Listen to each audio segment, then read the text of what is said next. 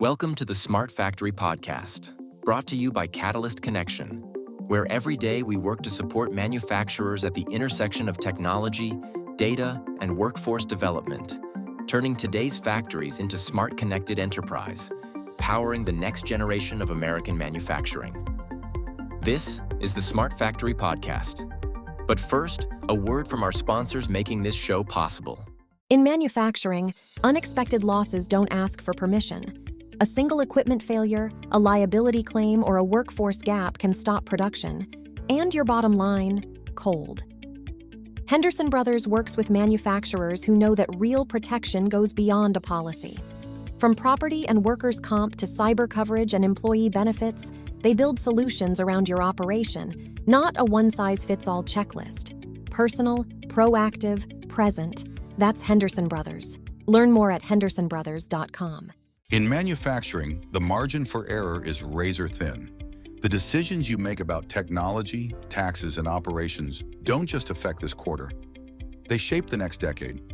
Schneider Downs brings the deep industry expertise to turn that complexity into confidence. Big thinking, personal focus. At work for your business. Learn more at schneiderdowns.com/manufacturing. Welcome to Catalyst Connection's Smart Factory Podcast. I'm your host, Petra Mitchell. From welding trucks in sub-zero weather to leading a $100 million defense manufacturer, Bill Polacek shares the defining moments behind JWF Industries' growth. In this episode, he discusses leadership, workforce development, national security, family business, and why success equals responsibility for manufacturers building the future in southwestern Pennsylvania. So, Bill, welcome to the podcast. Thank you. I appreciate having me.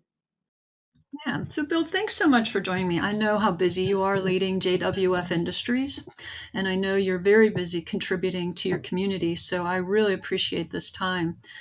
And I was hoping to start with JWF Industries. Your company has grown from, very humble beginnings into a $100 million company and over 1 million square feet, 400 plus employees. I mean, it's truly amazing. Can you share with us the story behind that growth? And what would you say has been your secret sauce over the years here? Well, I think I'll start with a secret sauce, and that is I always felt that if you, when you lead, if you have your people's best interests at heart, they'll follow you. And I think when you do that, you're taking care of your employees and they take care of your customers. Now, why that all happened, I truly think God leads you down a path. And what I mean by that is went to 2-year trade school. I worked for different companies.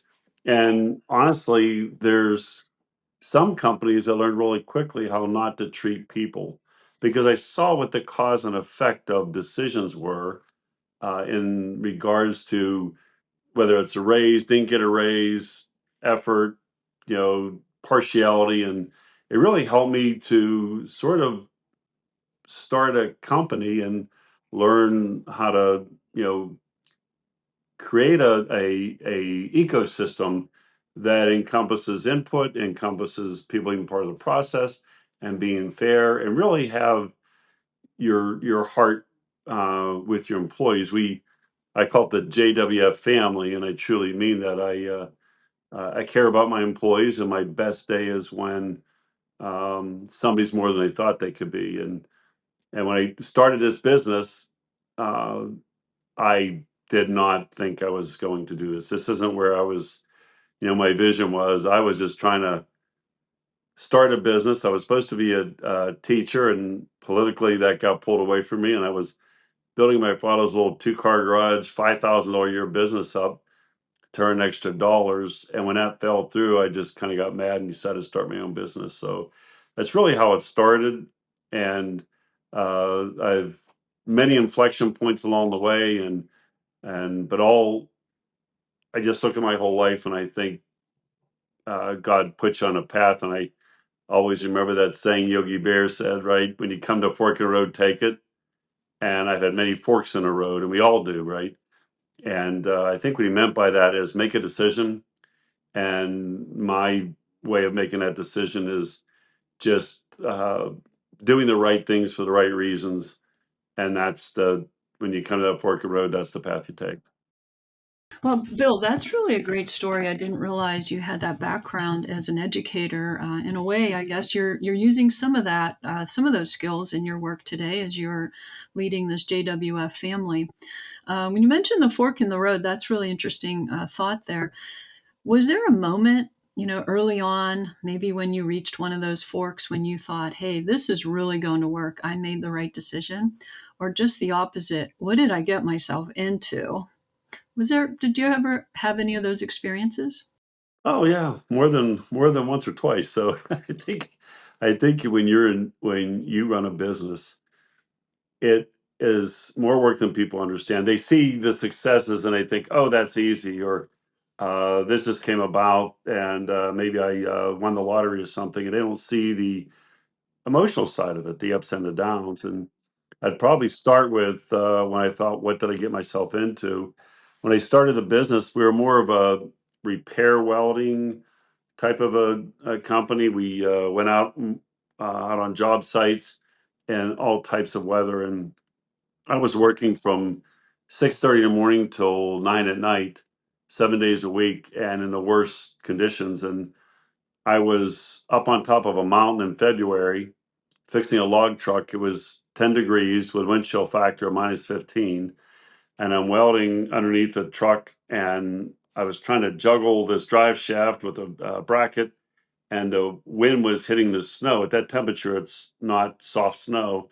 It's almost like your neck's being sandblasted. And I never forget asking the guys in the truck who were sitting, I could still see them drinking coffee in a warm truck, and asked them for help. And they said, "Oh, buddy, it's too cold out for us." And I thought, okay, this is ridiculous. I'm not doing this. I told him, I said, if you're not going to help me, I'll tack this up, bring it to my shop, or I'm not doing it. And I got back and I just thought, wow, I'm killing myself here and I'm not making that much money. I'm taking any job I can take.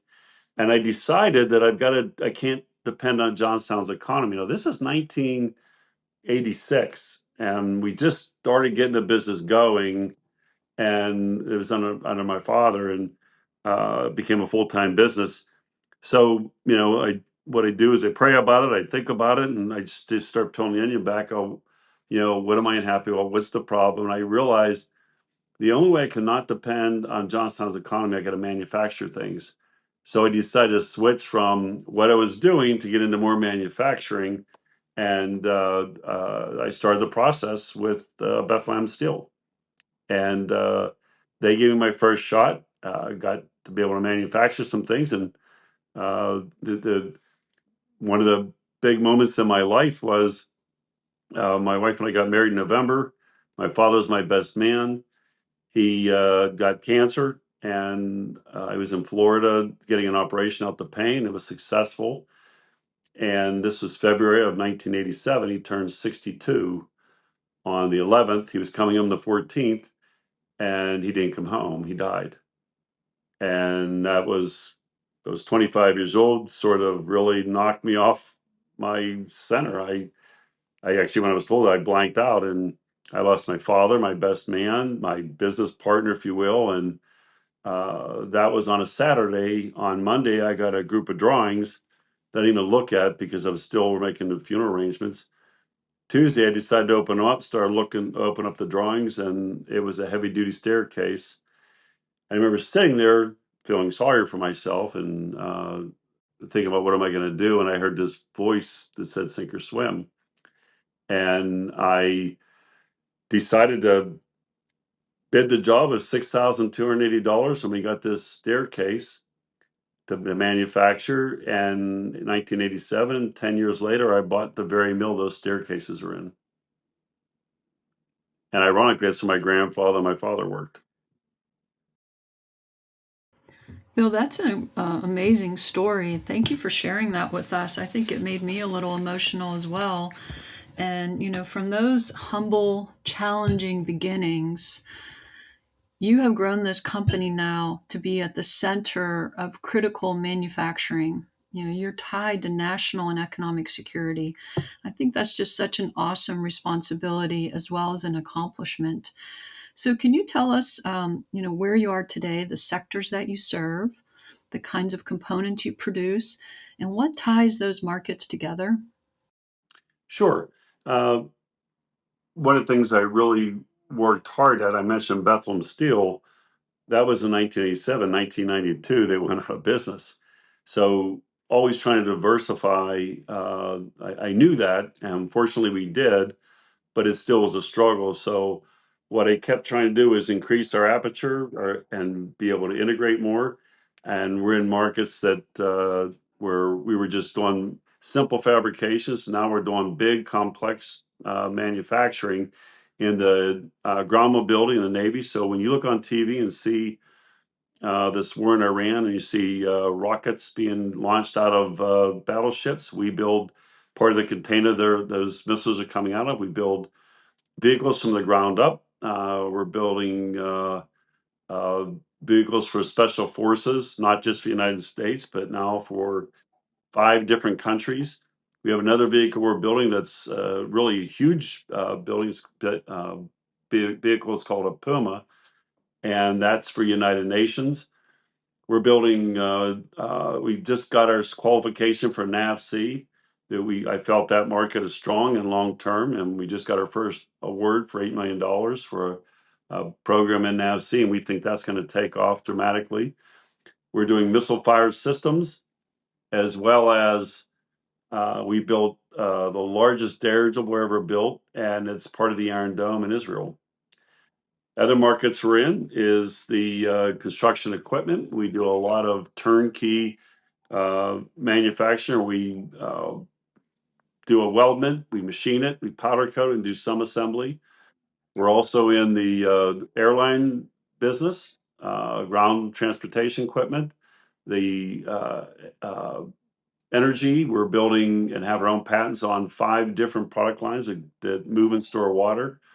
In the chemical industry, and new market we've gotten into is taking off like a rocket, no pun intended, is in the data centers. And we have a unique capability to build big things at a large volume and turnkey them. So when you look at all those markets, the common denominator is metal centric, larger volume and larger size.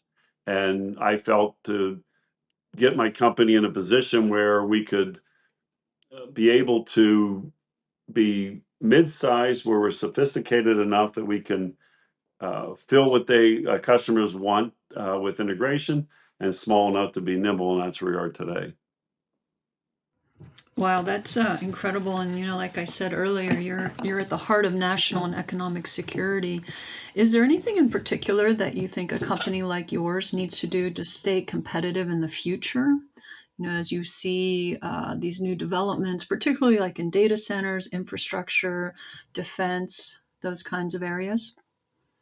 Well, one of the things, first and foremost, is if you're going to do business in the defense world and you're seeing it start to affect the commercial side as well, is having the proper cybersecurity. We spend a lot of money in the defense world. You have to have it. It's not an option. So that's one thing.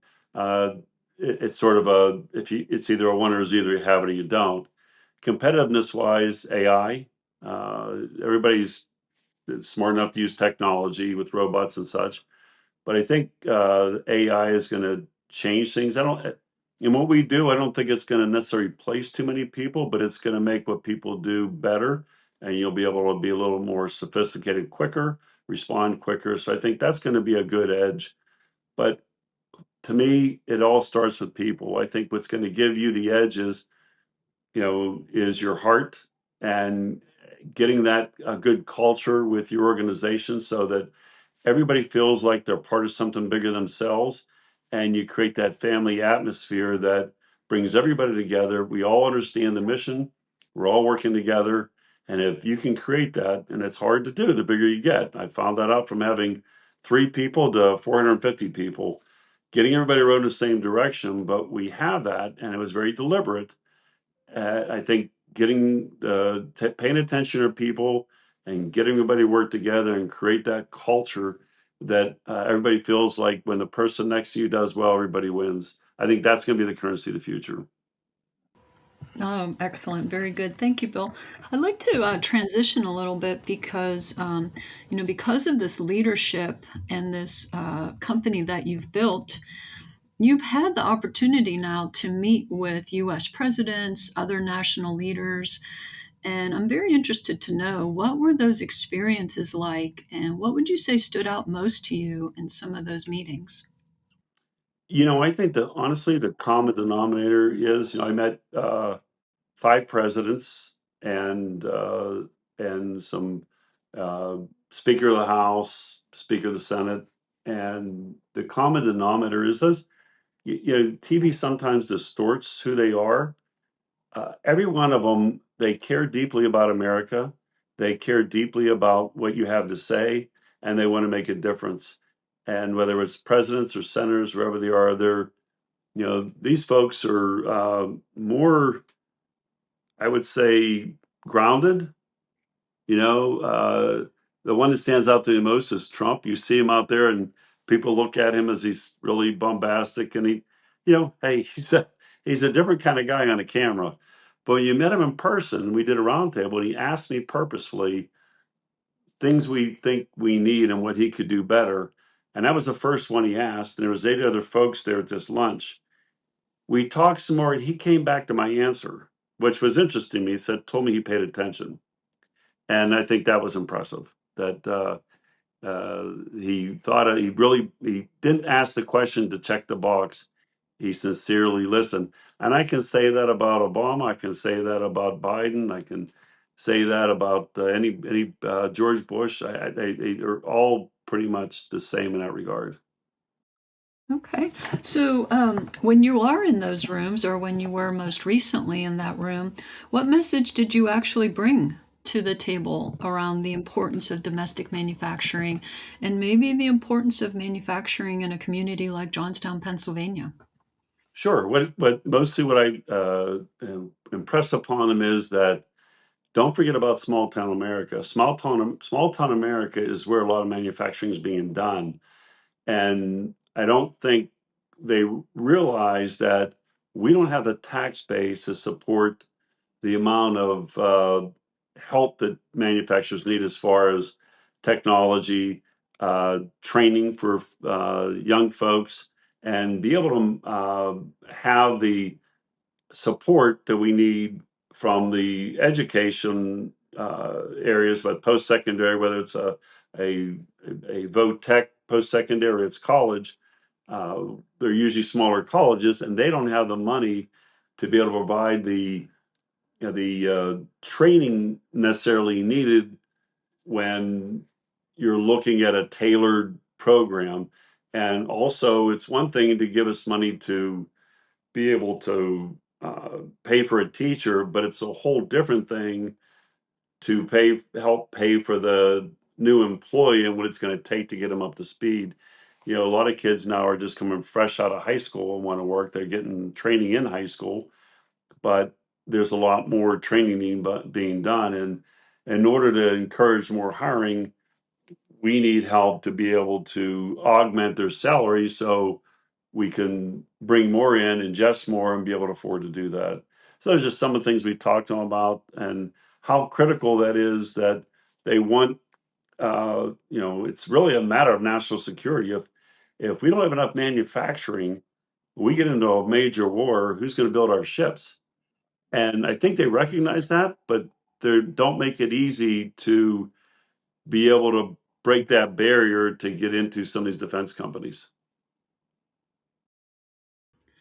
Yeah, Bill, I think you made a very excellent case for workforce development. I think so many people are thinking, that there's no jobs in manufacturing or that AI is going to take everyone's jobs and so forth. But you're really demonstrating the case that that's not true at all. And, there are going to be opportunities in manufacturing. And I agree with you. I think workforce development is probably one of the most important things that we can do to prepare young people for these opportunities. So thank you for carrying that message to policymakers and decision makers. I'd like to get back to sort of the community commitment. I know that about you. You've made community engagement a priority personally and across your company. And I know you've supported your company's involvement with our organization, Callus Connection, which we really appreciate and thank you. And I'd still like to ask you, why is this so important to you? And how have you built that into JWF's culture? What I think is important to know is, people have told me, oh, we thank you for putting this business here. You could have done it anywhere. That's not true. I think that this Southwest Pennsylvania, especially the Johnstown region, I couldn't have done this anywhere else.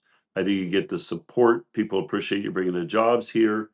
And because of that, I think you have a responsibility to your community. And that message resonates to our employees. I get them involved in different boards. I get them involved in community events so they can see the side of success equals responsibility. And if we have a stronger community, we have a stronger company. Because if we get, all of Pennsylvania continues to lose population. And if we don't solve that problem, pretty soon we're going to run out of people.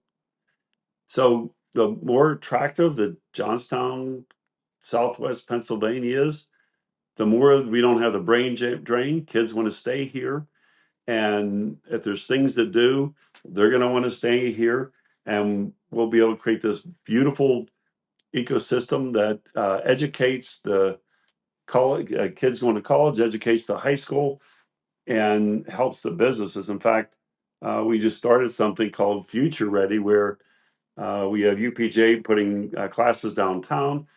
Johnstown, we have all new Main Street coming next year, and they're bringing students in to connect with businesses to help develop products or processes, along with the high school kids and the VOTECs. So they all integrate and have this symbiotic relationship that really can develop them and help local companies. So I look at everything as a win-win, and I think everybody sees that and takes that responsibility to heart, to the point where my employees, without any guidance from me, started something called JWF Cares.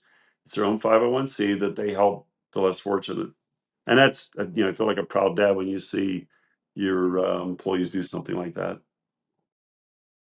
Oh, that's really nice to hear. Yeah, and I do love that statement. Success equals responsibility, and I think you demonstrate that in your work and how you lead in the community.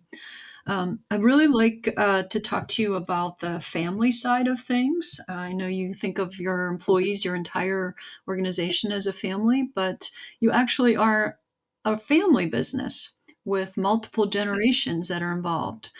And I would like to know what it's been like building a company alongside your family. And, how do you balance that family and business? How do you separate the two? So it's been an amazing journey. When I started the business, I never thought about my kids working with me someday.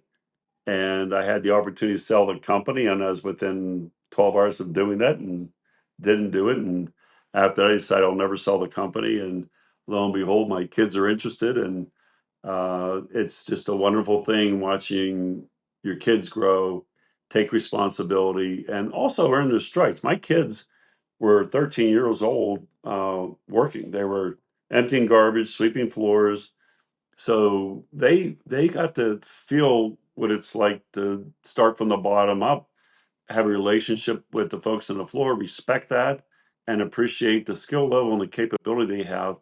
And I think building that into them early on really helped them have that same heart for the employees. So that's just wonderful for me to see. And before I advance my employees, I want to make sure that the employees are behind them. I made my son William president. Before I did that, I made sure the right people are asking the right questions. Of course, they're going to tell me what I want to hear, but other folks made sure that they were ready and that people were behind them. So having a family business and being part of it's a double-edged sword. You've got a lot of opportunity, but you have a lot of responsibility, and they get that. And we set the ground rules before they come to work.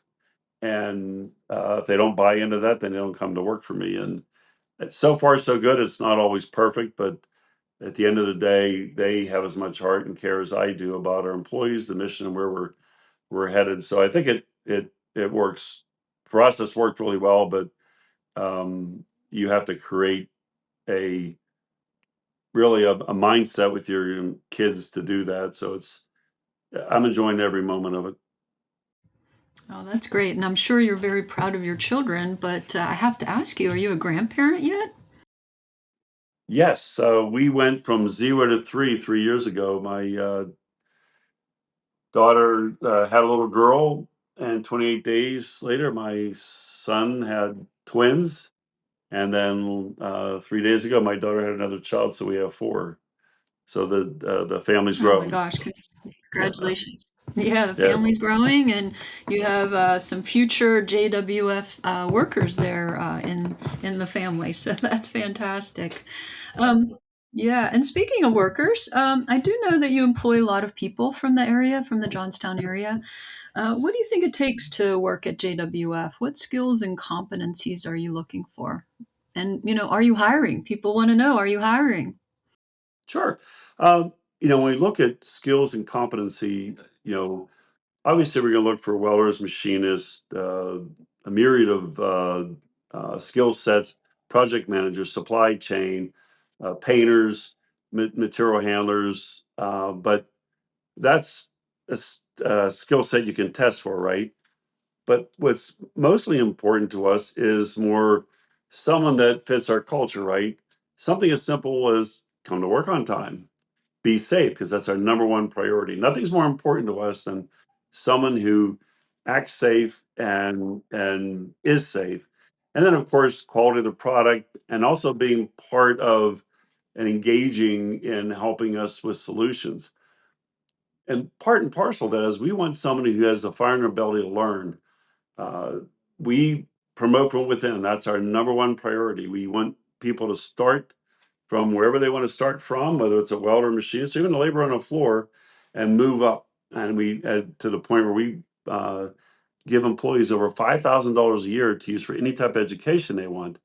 So, with that being said, you'll be the first to know that we are currently hiring 160 new people. So that's a bit major expansion for us. And honestly, if you told me to take every project that we know we can get, I would need 1,000. We have more business than I've ever had in my career, and we're at 39 years. So we're very excited about that. And that happens back at that culture. If you take care of your employees, they take care of the customers. When you work together, that gets noticed. Our employees got us 4 awards last year from different organizations as the supplier of the year. And that's because of the quality work we put out, but also how we handle our customer and manage expectations. So I'm very proud of what they've done and that culture we've created. And that's what we're looking for people to really want to, come in, have that right culture to want to be able to work, grow, learn, and really care about the people around them, the mission, and the community. So those are important attributes. Bill, thank you so much. That's a great place to end our conversation today. I think we could go on for a long time, but again, I really appreciate your time. I appreciate you sharing with us your story about your company, your values, and all of the growth opportunities that you are bringing back to Johnstown, Pennsylvania. So thank you.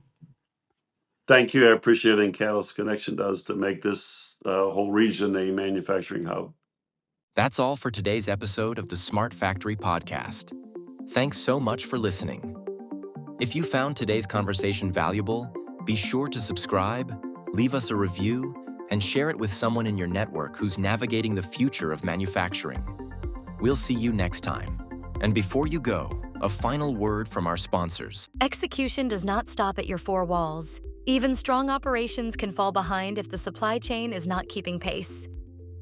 KDL Logistics works with manufacturers to close that gap. From freight optimization and carrier management to real-time visibility and cost control, they help keep product moving without disruption. Learn more at kdllogistics.com. As a manufacturer, you know energy and operating costs add up fast. But what if a grant could help you modernize your plant and save money? Reducing industrial sector emissions in Pennsylvania, RISE PA offers grants to manufacturers with fewer than 500 employees. Eligible projects can receive up to $500,000 to install more efficient equipment that cuts emissions and lowers utility bills. Modernize your plant, reduce costs, and strengthen PA's manufacturing future. Learn more and see if you qualify at risepa.org.